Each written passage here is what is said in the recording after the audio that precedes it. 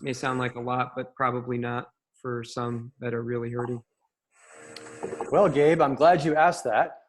If we sent out our last email, and there was an advertisement for this Zoom call right here, and that was one of the things actually Bob Osborne came up with, and so we're going to be working with that. It's our I can't remember exactly what we called it, but really what we're trying to do is, and Bob can talk more about that maybe a little bit later, but it's going to be a matchmaker for churches that maybe have some more resources and linking them with churches that may be really struggling during this time, and get our churches connected, because we really are better together, you know. So we'll talk more about that. So it's 10 o'clock. Mark, are you here? Mark Lewis, do I see you? Yeah, I'm here. Okay, Mark Lewis. So let me just kind of intro, and I'm sure more people will join, and I'll just kind of introduce Mark, and we'll get going here. But first, let me just pray for us right now, if we could. Father God, we come before you in what everybody knows is called strange times, crazy times, very unexpected times. God, we see before us potentially, and what has already been, a devastating health crisis for so many and around the world. And the fear has gripped us, has gripped our nation, has gripped our community.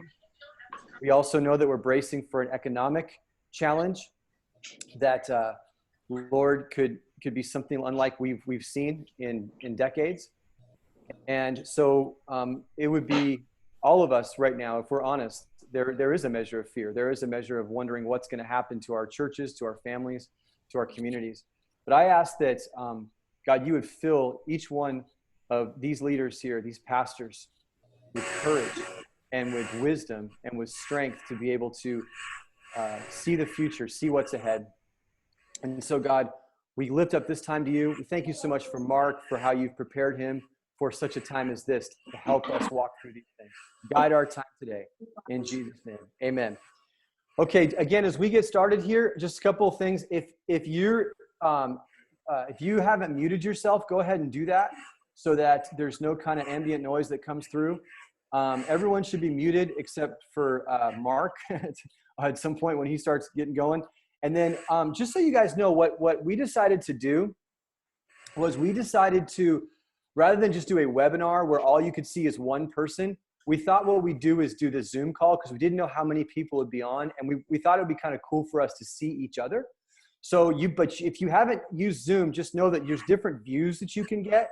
So for example, if you click on speaker view, the person who's speaking, or the person who's got the, who's on the mic at that point, you can see their view much bigger, as opposed to just on a screen. So keep that in mind as we go.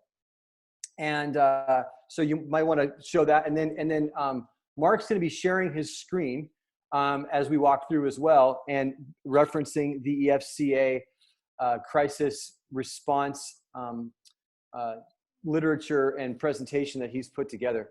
So the other thing I'd say on this too, just one more thing, and then we'll kick into this, is next Wednesday, we're going to try this kind of an experiment of doing maybe weekly Zoom presentations like this to deal with different topics. And I reached out to Chris Brown from North Coast. And so next Wednesday at 10 a.m., same time here, he's going to be on with us and talking about what North Coast is doing. Now, obviously, they're a larger, much larger church. So the issue isn't like, they have some things they're doing that a lot of us can't do. But what are they learning through the process is the main thing. And so he's going to be with us next week to talk through some of those things. And so I'm excited about that. And then we'll just have more Q&A, and we'll take it from there. But just to put a little word out for you in advance, that just kind of came online yesterday for us. So let me introduce Mark to you. Many of you know him, but Mark Lewis is with EFCA Crisis Response. And he's been doing that for a number of years. Mark lives in New Orleans and has been right in the center of with Katrina and other hurricane disasters and that sort of thing, and really on the front lines when any kind of societal upsetting occurs.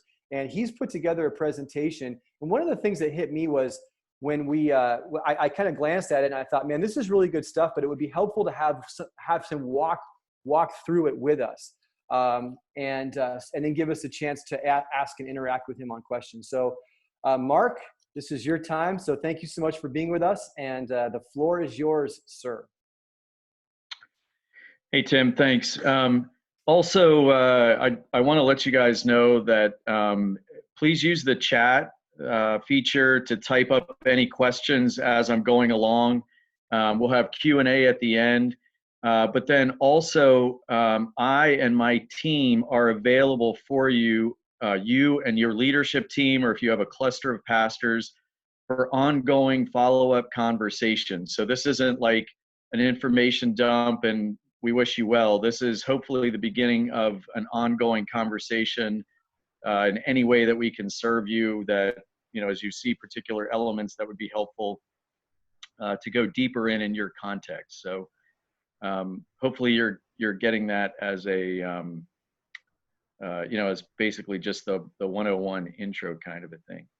I'm going to go ahead and put a couple of things up. What I'm going to do is go through a few basics of just what is our thinking behind crisis response, so that you can understand the content of the resource that we prepared. So what is crisis? How do we respond? And then we'll talk a bit more in depth about particular effects of you know, of this crisis, or crisis in general.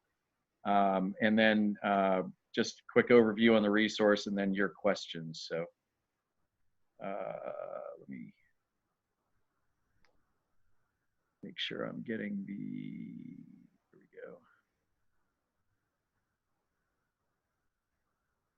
So hopefully that's sharing on screen. Somebody give me a thumbs up. We've got that. Okay, perfect. So just entitled it Crisis Response and Church Multiplication. When we think about crisis response, we think about it in terms of church multiplication, reproducing disciple makers who reproduce disciple makers.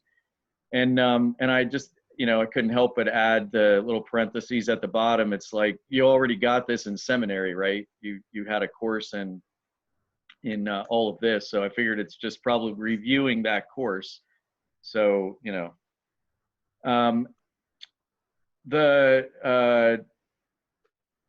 let's see.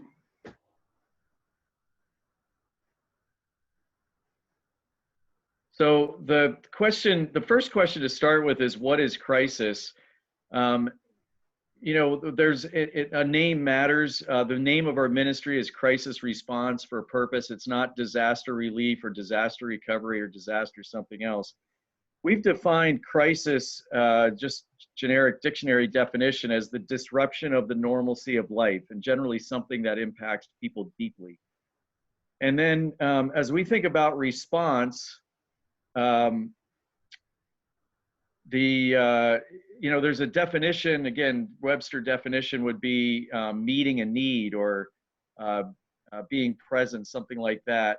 There's actually a second definition that says an answer. So if you think of more in a singing, a choir mode, there's a call and a response. And so as we were thinking about, you know, what does crisis response mean? It really is an answer to the disruption of the normalcy of life. The reason why we focused on that is because when the normalcy of life is disrupted, there is a normal response of people is trying to make sense. They're asking questions. Why me? Why now? And so, so we believe that the response to crisis is actually bringing an answer to the questions that that moment of unsettledness brings.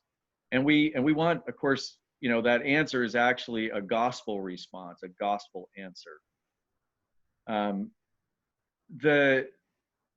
We designed the ministry obviously in light of the mission of the EFCA, multiplying transformational churches among all people. And for us, we just add on the particular end. For us, mission is in the particular mission field that follows crisis. We found in every culture, I've been in every continent, I've been in all kinds of different crisis contexts. all kinds of circumstances, there is a consistency of a mission field, a unique mission field that opens when the moment of crisis comes. We generally think about our approach to response, and again, this goes into the design of the document that we prepared. We tend to focus on vision and mission. For us, again, it's multiplying transformational churches. We look at the specific resources, the specific culture, the circumstances that are present. And then we look at ministry results. And for us, again, it's church multiplication, it's disciple reproduction, and church planting is the resource that we're looking for, our focus.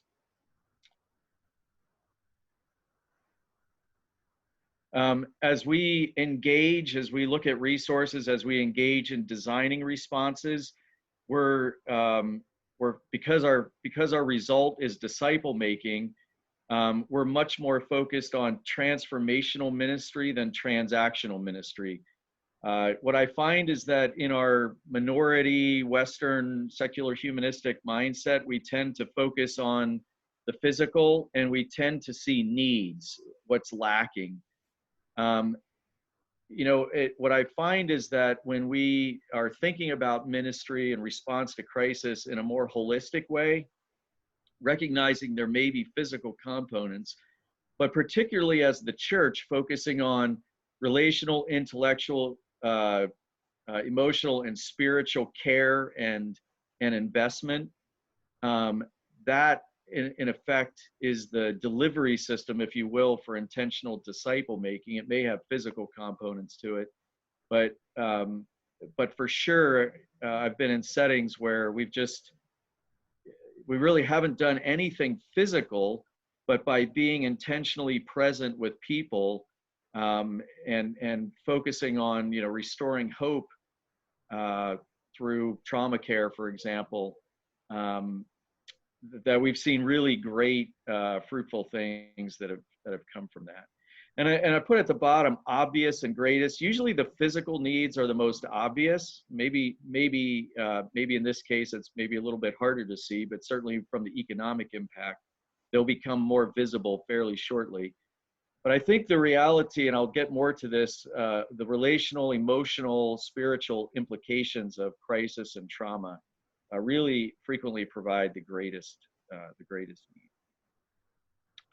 need. There's a cycle to crisis. There's a before stage, so preparedness, mitigation, a during stage, and we're actually in that moment right now. We're kind of discovering what does this look like, and then an after stage.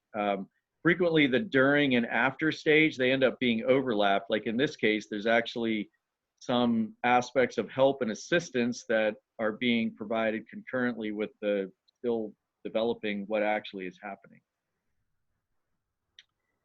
And then the other thing I wanted to just give you as an overview is the typical impact of crisis. So the normal crisis has a focal point of people that are deeply impacted. So, you could picture this as maybe the other example is like a ripple effect. If you throw a rock in the pond and you're the fish right underneath the rock, you notice, you're going to feel the effects of that pretty intensely. If you're sort of at the eye of the hurricane, your house is demolished, you're displaced, maybe somebody there was a death in the family, that kind of thing. There's another ring of people that would be affected, maybe not quite as deeply, but certainly impacted. Another group of people that may be aware, but maybe just inconvenienced. So, the crisis hit, they're somewhat affected, but it's not really too significant. There's another group that's aware and unaffected. Then usually there's a group that's unaware and unaffected. It's kind of the rest of the world. You'll see that the two colors that are in green, frequently when there's a crisis, there's the ability to resource, again, with people, ideas, even, money, whatever it is, goods, services. there's an unaffected group of people, or largely unaffected group of people, that are able to resource and support the area that was impacted. So, take Hurricane Katrina, for example, devastated a significant chunk of the Gulf Coast, but the whole country, in fact, even the whole world in some regards, responded. And there were resources that came in all sorts of different shapes and sizes from all over the place to help with that. The giant tsunami that hit Japan, or Banda Aceh, those were kind of worldwide responses. What I'm perceiving with the coronavirus is something that looks more like this. There's a group of people that may be deeply impacted. We're still figuring out actually what is that going to look like. There's a group of people that are going to be affected. And then there's the rest of the world that's aware and maybe inconvenienced, but certainly impacted in some way. And so as we think about resourcing and response, just awareness that everyone, literally everyone in the world has been affected by coronavirus. Very few have been infected, but the disruption of the normalcy of life, I would say there's few that haven't been touched by that yet at this point.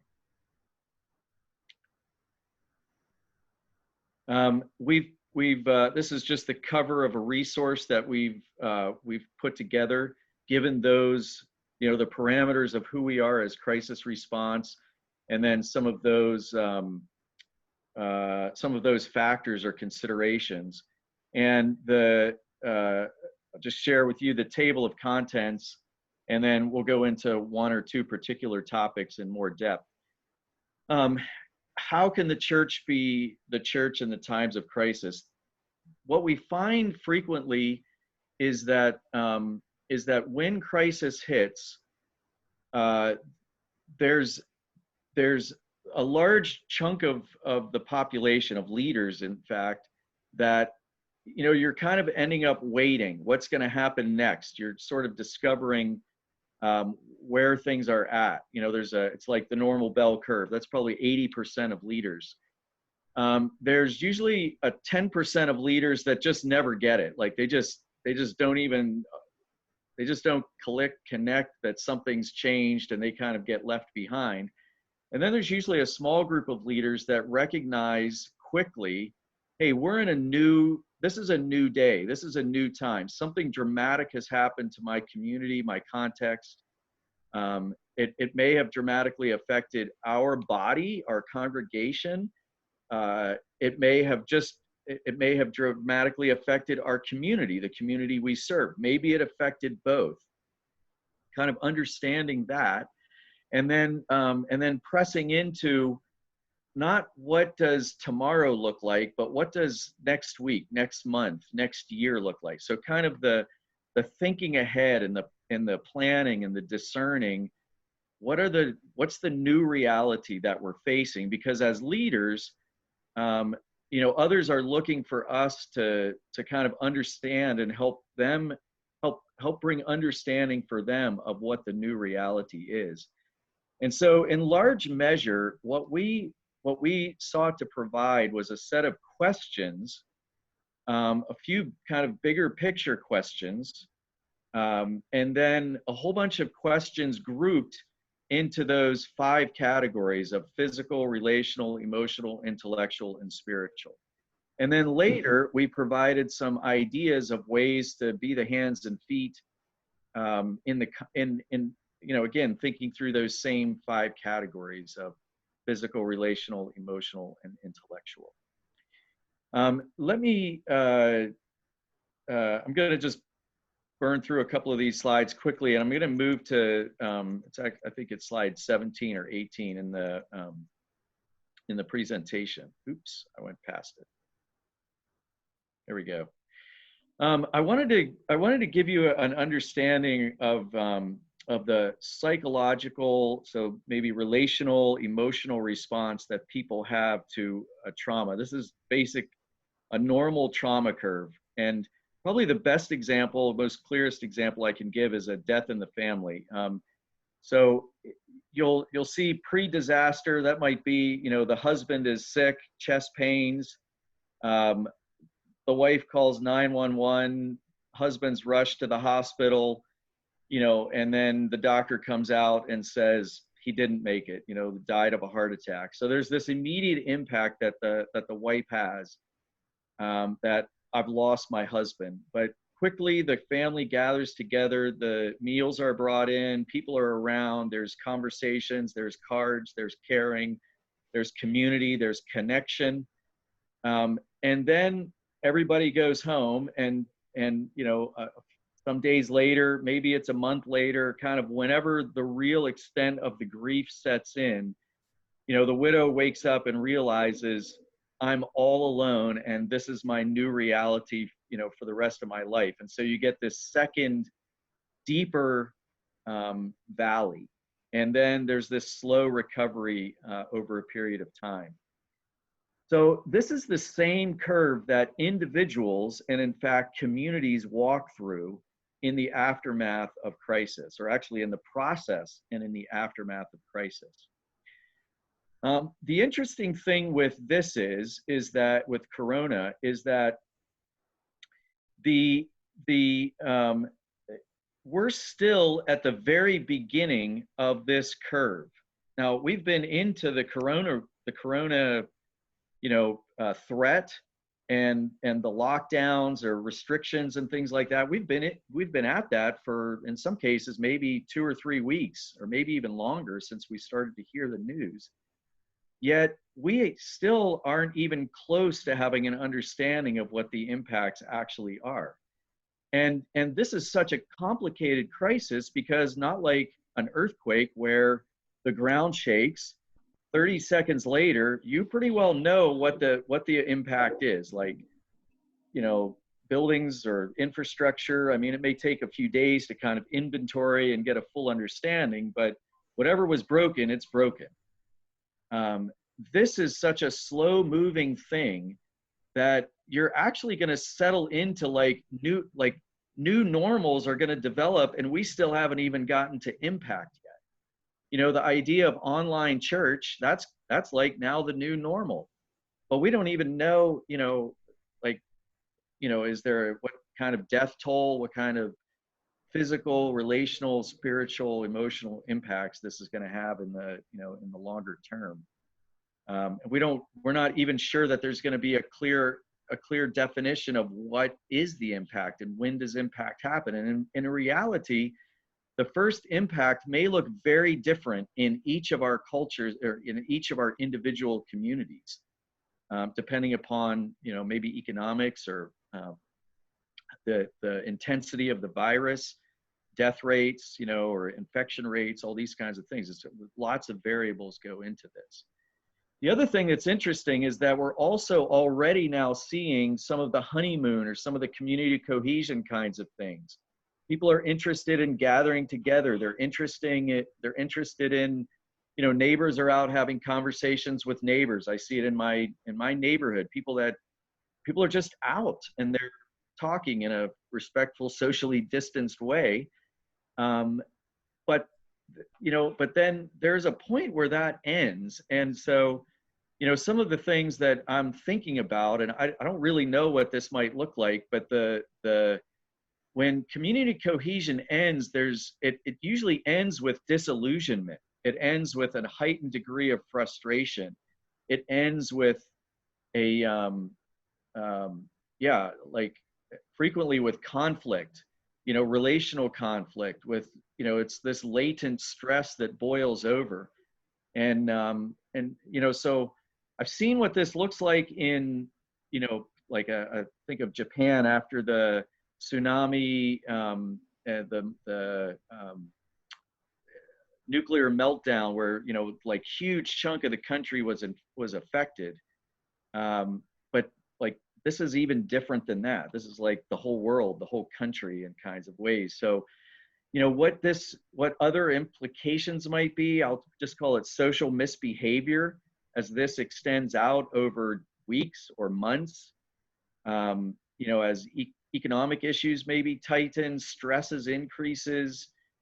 I don't really know what all of this might look like. So So that kind of gets back to the resource that we've provided. It really is trying to get you to look at, with your leadership team, ideally, looking at looking at your church, your vision and resources, looking at the present context and the circumstances, clarifying like, why is our church here, and then designing new ministry approaches that care for the congregation and recognize the stresses and the challenges that the congregation is facing, while at the same time, how do we engage with our with the community that we're called to serve and be light and hope and compassionate outreach too. So that's a very quick overview. I'm going to unshare this so we can get back to looking at questions or jumping in. Tim, maybe I'll leave it to you. Do you have any other things that you want to maybe direct us to at this moment? Well, yeah, and in fact, guys, if you have questions, if you could go ahead and put them in the chat box. The first thing, Mark, is this: the most recent thing that you were sharing, that is available. That is available on EFCA.org to be downloaded. The PDF that you just shared. But then there was another PowerPoint presentation you had before that. Can you make that available to us as well? Yeah, absolutely. Okay, maybe you can send that to Sochi, and then we can send it out to everybody also. Yep. Or if there's a way to put a link even on the chat box so you guys can get it. The one question I have is in the presentation that you that's on the website. One of the things you say is people's ability in a crisis, people's ability to think drops by half. Right. Can you talk about that a little bit, and what are the implications of that? Yeah. So one of this is a physiological response to stress. As our bodies start to experience stress, and that stress starts to add and actually build into maybe beginning stages of a traumatic response, there's just I'm not a doctor, so the secretions or whatever, stuff starts to happen. So like adrenaline maybe starts to kick in some. As those kinds of things happen, they take away from our ability to think. So if you think about maybe a house fire, that's an example that frequently comes up. People will end up like, how do you get stuck in the, overcome by smoke and stuck in a room? People can't get out. They can't find the door. The reality is that our adrenaline kicks up so high that our ability to make good cognitive decisions, it just evaporates. So, I've seen this in so many different ways, and all sorts of, post-traumatic stresses is an example where people just make really bad decisions. It's in the grief curve as well. After someone dies, that that's always good counsel. Like, don't make significant life choices right away, because of this aspect of our decreased capability to maybe look at circumstances and think about things clearly. That makes sense? Yeah, because I don't know if I can speak for the rest of you guys, but when this thing first happened, I thought, okay, well, we're going to be stuck at home, and wow, I'm going to have some extra time. I can get some things done around the house maybe. But I've been finding that my own cognitive ability, like I get to the end of the day and I'm like, man, I'm just tired, and I'm cluttered, and I don't know why that is. And so I don't know if it's just the amount of concentration that it requires, or to develop new habits and new rhythms to try to organize things differently. But I thought, man, am I the only one that's going through this right now? Yeah, no, it's a very natural thing. And because there's this normalcy that's around us, that there's so many decisions that we're making that are just pre-programmed because of normalcy around us. But when we face unusual circumstances, your car tires going flat or whatever, we hear the noise, and it just introduces a whole lot of additional unknowns. It creates, it just stretches our processing capacity.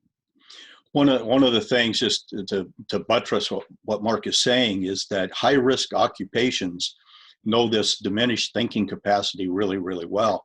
So you think about, for me, cops and firemen, airline pilots, why do they spend all that time in the simulator? Well, the reason is when the emergency hits, they have to respond to it. They don't have time to think about it. Their thinking process is going to be impaired anyway. So we want them to do what their muscles and thought processes have been pre-programmed for them to do. And I think that's one of the powerful thing, Mark, with this particular presentation, that's, we can get on at efca.org, is later on in that PDF, there's just a whole bunch of great decision-making questions that we church leaders can ask ourselves and process through before we get to the bottom of that emotional trough that you were describing. So there's some really good stuff in there. Bob, the other thing that there's also a pilot and a co-pilot. And so the idea of building team, and so getting others around you, hopefully you've got you're bringing your elder board, and maybe it's not your elder board, maybe it's getting a group of good thinkers.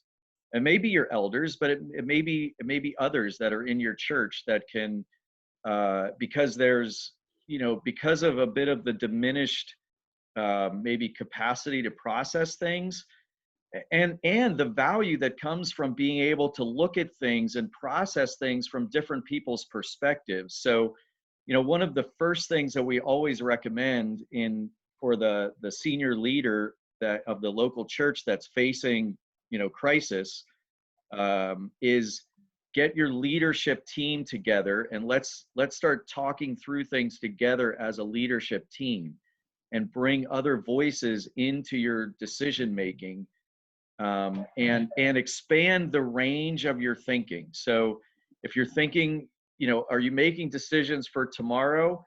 Wonderful. Make great decisions for tomorrow. How do we think about the next day? If you're thinking about like this coming weekend, how do we get to thinking about the next weekend? Are you thinking about the 2-week time frame? Perfect. How do we start to go to a month? And so as leaders, getting ahead of the thinking is so important to, honestly, just the survivability of the organization. Right. One of the key things to accomplish in an incident command kind of a thing is to be thinking in the next operational period. Yeah. So it's, we as leaders, somebody has to take care of today, but we need to be thinking about, it's not too early to be thinking about Easter. It's not too early to be thinking about May, and what it would be like to begin to recover, as opposed to just thinking about tomorrow. Yeah, and I would say, again, to the extent that you have capacity, it's not, gauge these things slowly, but until you have the capacity, to start thinking about what will disciple making look like in the social distancing norm. How will this affect relationships? How will this affect your shepherding? How will it affect your ability to care and connect with your congregation? What are the things that are going to be, what are the economic realities going to look like? And how is that going to affect not just maybe giving, but, again, I think so much in terms of relationships. How will this affect relationships? What stresses will this add? How will it change dynamics within small groups? These are the things that we need to be considering, so we're not surprised by them, and being able to have these kind of gatherings in community. Tim, I just can't applaud you enough for facilitating this kind of dialogue, because this is huge opportunity for sharing ideas with larger groups of leaders as well. Yeah, and we're going to transition to that right now, and Mark, certainly I want you to help to field answers to questions, but I also want to open it up to others in here. As if you got questions, if you know, as a lot of us, obviously most of us are pastors, most of you are pastors. If there's something you're dealing with that somebody else in the group can help with, and then Mark, you know, you can chime in, Bob, of course. But you know, one thing that you mentioned just a second ago that I think is really important, you know, how does this change this dynamics even of something like small groups? And I think about this, like once things kind of semi-normalize, or once churches can begin to meet publicly again together, and it's kind of like the immediate threat of am I going to get sick, or am I going to get my grandparents sick? That immediate crisis goes away. You have to know that there are going to be those tensions between families, that if they meet in a small group, it's like, well, if I bring my kids over to your house and my kid sneezes, it's like, are they going to get the death glare from everybody? And it's just stuff like that nobody really seemed to, I mean, you care about it a little bit, but not to the degree that we will now. And it's going to be like a societal kind of a, you know, the norms or customs, or what we're used to is going to shift a little bit, you know, to where people are going to be a little more skittish about each other. And I think those distancing things are going to be something that we as leaders are going to have to walk our people through and say, what does it look like to love people and to also respect their fears and respect their concerns? And so, yeah, I think that's definitely a huge part of all that. Let's open it up now to some other questions that you might have. And again, if there's a question that's asked, you can feel free to type it in the chat box. Or if you ask the question and then if somebody else has an answer, chime in. And this is a time for us to come together as leaders. So somebody kick it off.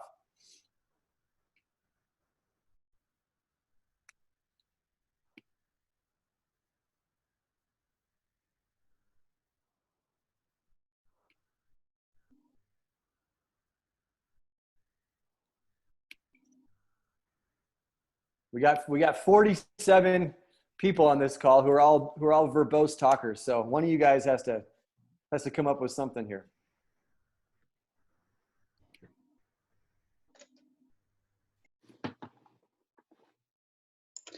Okay, I'll go. So for those of you, I'm thinking Phoenix, Maricopa County, California, where you've had more of an impact. In other words, you've, like in our county right now, Governor Ducey's, you know, executive order hasn't been in effect because we haven't had any confirmed cases, which will change in the next couple of days.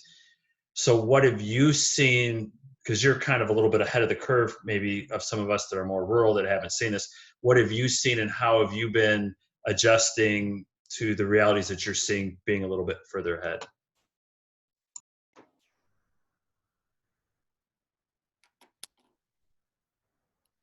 I can share something. I think I'm here in Thousand Oaks, so just a couple dozen miles away from LA. And using health now to create the network in your neighborhoods. I've been encouraging my people to kind of go out and actually hand out cards of their personal information door to door if they don't know their neighbors already, because I actually learned this from crisis response, that it's neighbors who are often first responders in crisis. I don't know if it applies in this case. It's a unique crisis, but trying to establish neighboring, which is, I mean, that's disciple making 101 that we get to relearn as a church. So that's my little bit.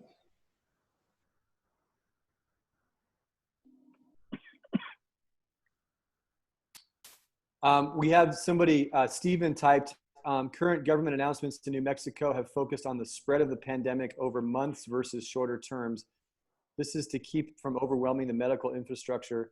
Please continue to share thoughts as we address a crisis mode that might last even months. Mark, do you have thoughts on that? Mark, or even Bob, you can please jump in as well. Yeah, I think the reality that I read a report it's about maybe a week old now, from the Imperial Medical College in England. They had taken all the data from China and Italy and just probably everything that was available, and they modeled that for the UK and the US. And what their modeling showed was, absent, they talked about two key aspects for controlling the virus. One is suppression, the other is mitigation. Mitigation is the ability to essentially vaccinate or some way to protect those most at risk. And therefore you can lower suppression. So suppression is the social distancing, the isolation, the lockdown, those kinds of things. And they took lessons from the 1918-19 influenza aspects as well. Basically, what their modeling showed was that as long as suppression is in effect, you have the best opportunity to minimize impacts. And basically, what their control is what's the available hospital beds or ICU, ventilators and all of that kind of thing. What's that capacity, and trying to make sure that the number of infections stays, below that threshold, below that line. And so, their model showed that as suppression is in place, that getting ahead of it and implementing can have a significant effect on minimizing, on trying to stay below that line. What it showed, though, was that as suppression is lifted, there'll be recurrences, and then this will have to be re-implemented. And so, I don't really, again, it's a model. We have no idea what the Lord is going to do and how prayers are going to be answered. We have no idea of what this in reality will look like, because a model's a model. But again, just as leaders thinking about and planning for possibilities, maybe think through a number of scenarios. What if this continues for a couple of months? What does that look like? What are the implications of that? What if this is something that's lifted in whatever time frame that the government is saying now? In your context, it's lifted, but what if it's re-implemented? Well, what are the okay, great, it's re-implemented. Well, we know the tactics of how to restart our church service, online, but what are the psychological, emotional implications of this being re-implemented? What are the economic, So kind of thinking through some scenarios, and they're projecting maybe 12 to 18 months until there's some aspect of mitigation that could really, bring all of the suppression methods down to just good hygiene.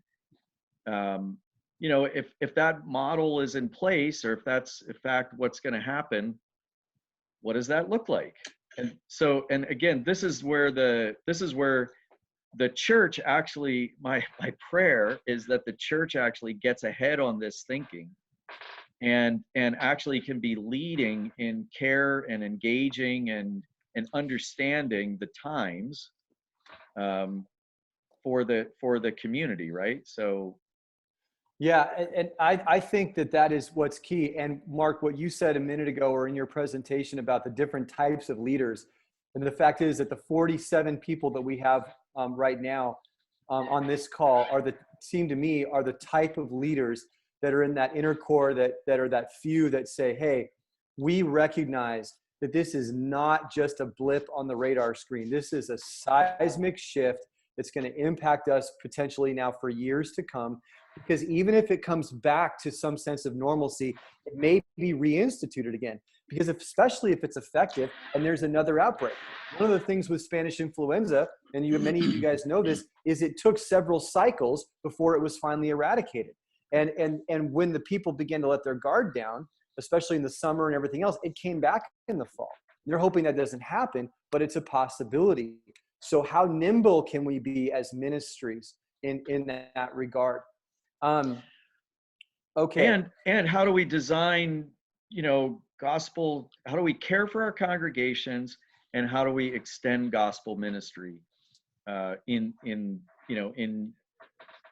new context? If I could jump in something real quick here, one of the questions that keeps coming up is this idea of how do we care for people? How do we check on them? How do we how do we assess what they're doing? And one of the things that I'm finding really interesting is that email and text messages are actually pretty shallow. But even the old-fashioned telephone call where I hear your voice and you hear mine is pretty cool.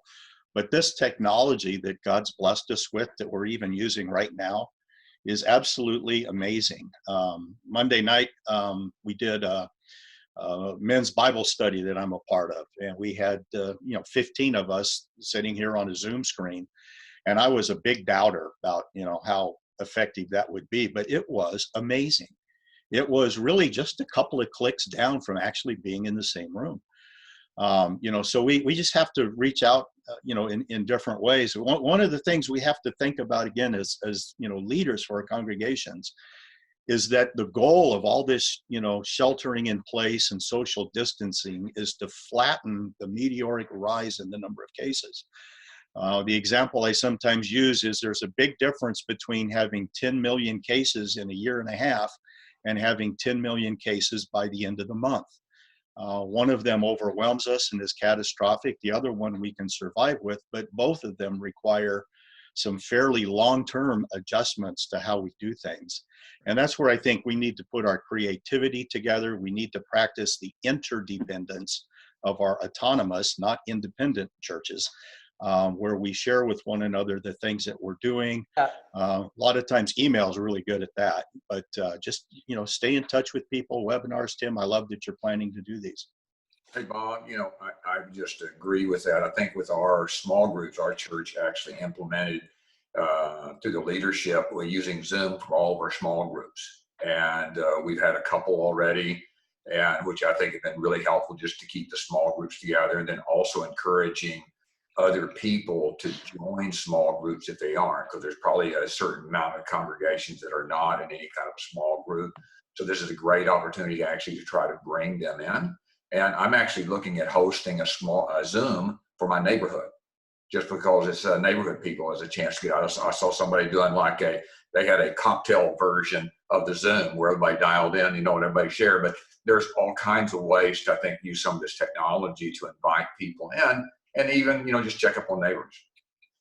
Yeah, and let me add something to that too, because a lot of us are feeling the pressure, and especially if we weren't, either because of our budget or our size or our culture, not really too concerned about doing the latest and greatest technologically. And all of a sudden, wow, overnight, if you want to even feel like you want to survive, you've got to get up to speed. One of the things we want to continue to help you with that. So, if you have questions on how to live stream well, if you need help technologically to get some of those things set up, please reach out to us. Not that we have all the answers, but we can go and reach out and get them, because I've been networking, connecting with leaders all over the country. But the other thing I want to encourage you with is this: don't feel like you have to do everything perfect. I love what Bob said. It's the personal connection that's really important. And, I'm the new guy on the block here as the district superintendent, and so many of you I don't know. And so during this crisis, I'm going, okay, you know what? If I can just send, Bob said email is not that great, but if I could just send you an email and just say, hey, I'm praying for you, because I really am, and I'm concerned about you, and we're concerned about you, and I hope that is impactful to some degree to really show a genuine care, as opposed to just a blast that's kind of like a random thing, and that's okay too.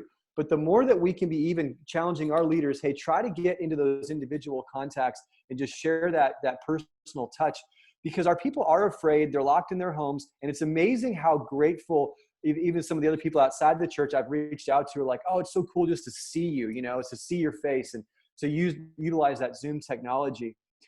We have some other questions here. Let me just say this too. We're going to be working over the coming weeks, and maybe one of the answers that we can do is, and I know we have our cluster groups, our regional gatherings, is really kind of help those be places that we can go to even get more of that peer information together, maybe boost the regularity of those up.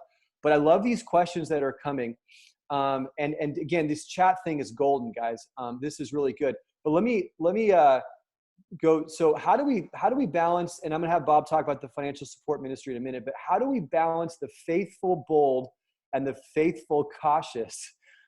This is from Mike. The people that are on both sides, people are like, I don't care. If I get the virus, who cares? It's all about God. And the people that are really kind of freaked out. What kind of counsel would you give? And maybe Mark, you could speak to that. Well, I think this actually is this is one of those tests of shepherding, right? Because this is the flock. I mean, this is the reality of who the sheep are, and there's these two ends of the spectrum of paralyzed with fear and reckless. And so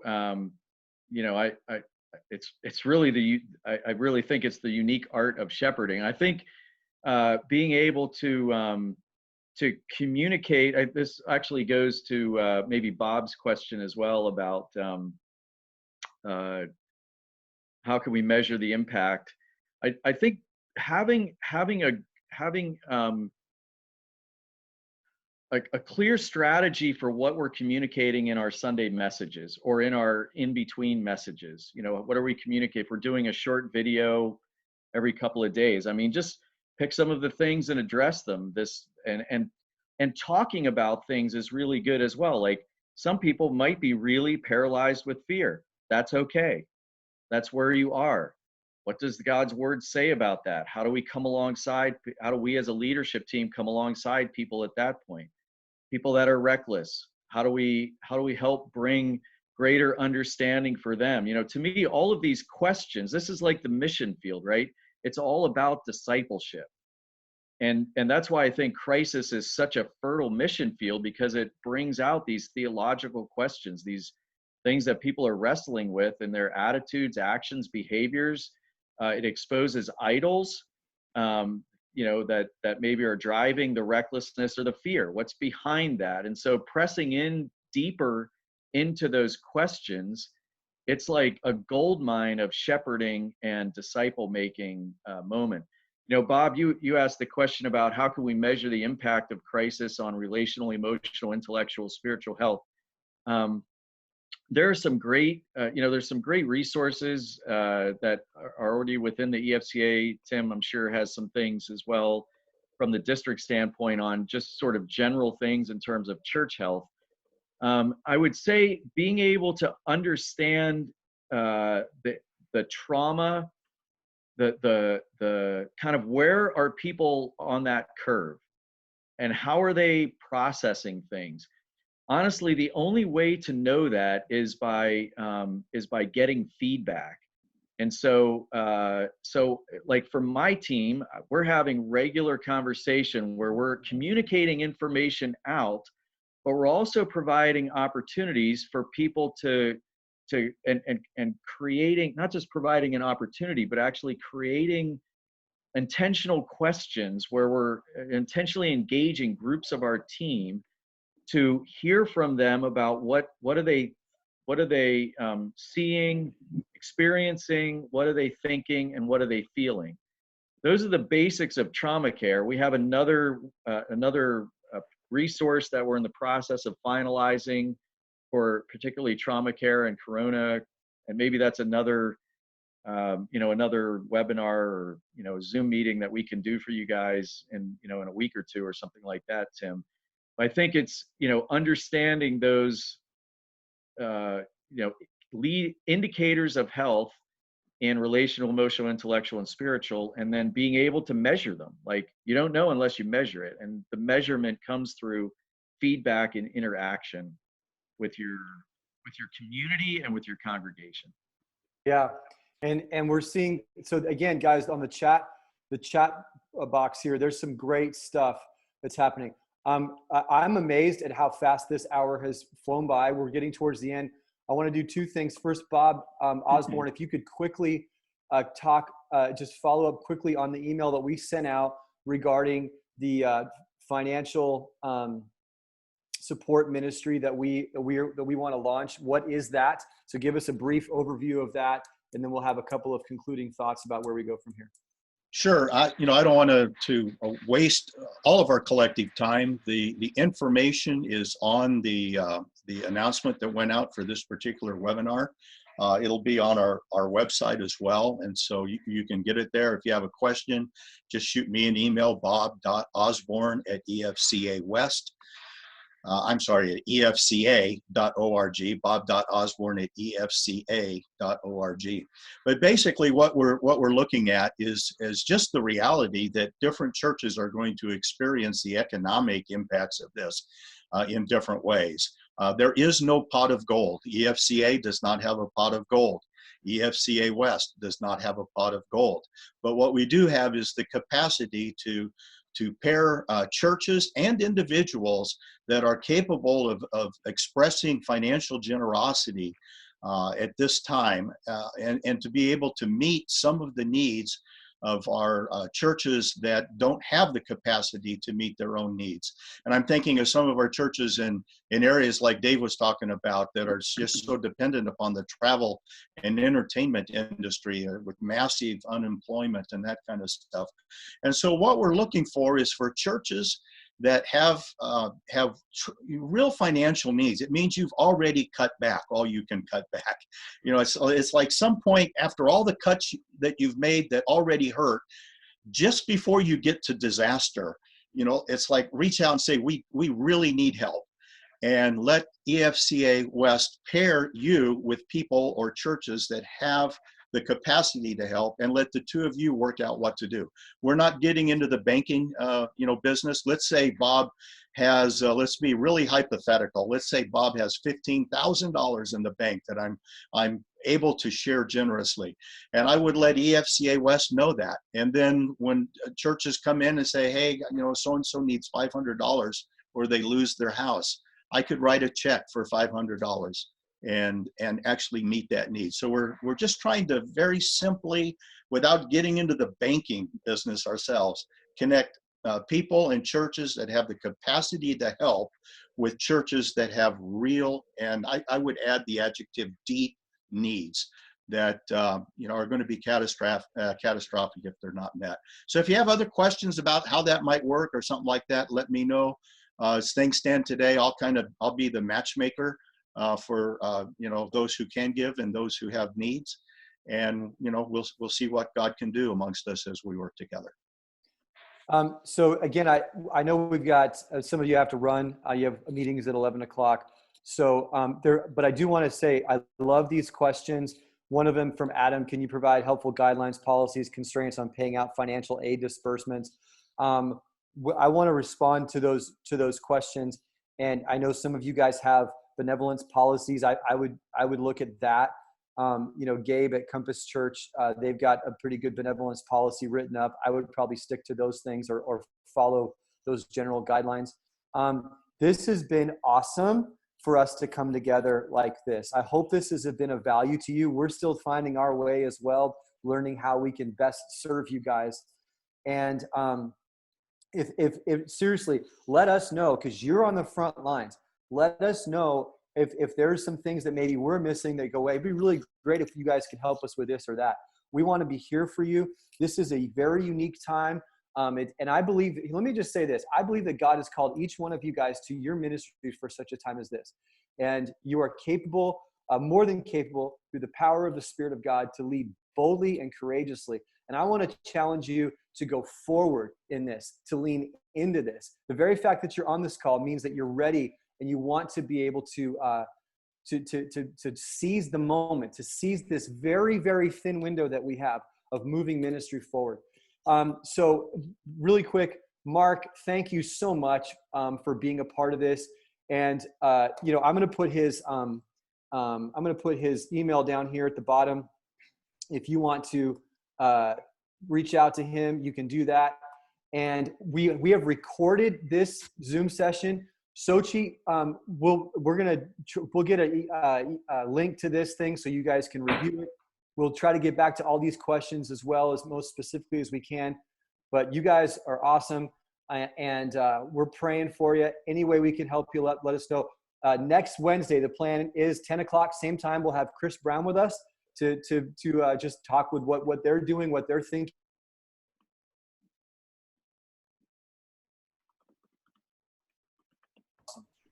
Thank you so much, guys. God bless you. We're praying for you. We'll see you later. Thanks And for having us. again, we're available, so please give me a call or an email or whatever. We're here to help. God bless. Thank you. Happy birthday, Petey.